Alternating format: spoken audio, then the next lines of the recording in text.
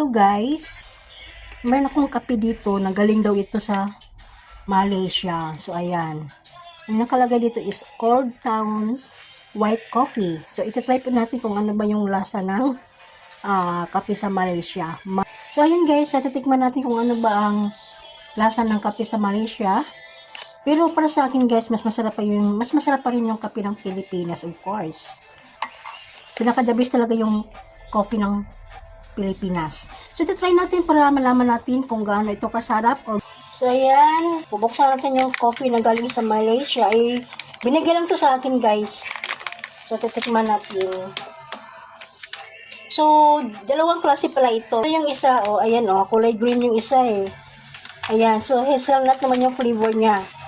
Ayan, hazelnut. So, ayan. Nakita nyo? Ito naman, anong flavor mo? Ito classic kasi nakalagay dito, Classic yung nakalagay. So, ayan, ito na yung unahin natin kasi nakabukas na. So, ayan natin, ilagyan natin sa ating tasa. So, ngayon, lagyan natin mainit na tubig.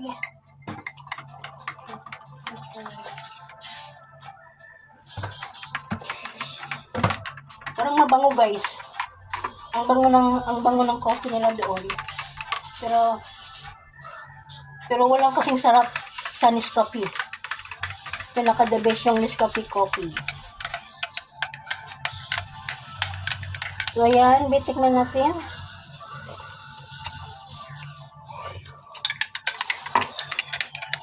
Okay naman siya, guys. Lagyan ko ng asukal, guys. Kung yung asukal ko, ito equal.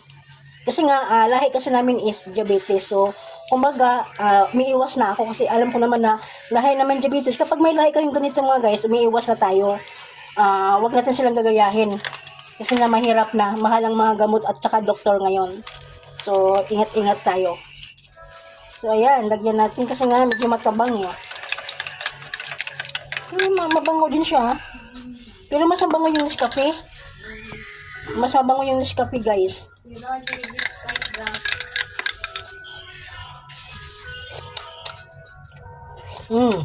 Para lang siyang greatest white, ganon. So, ayun guys, thank you.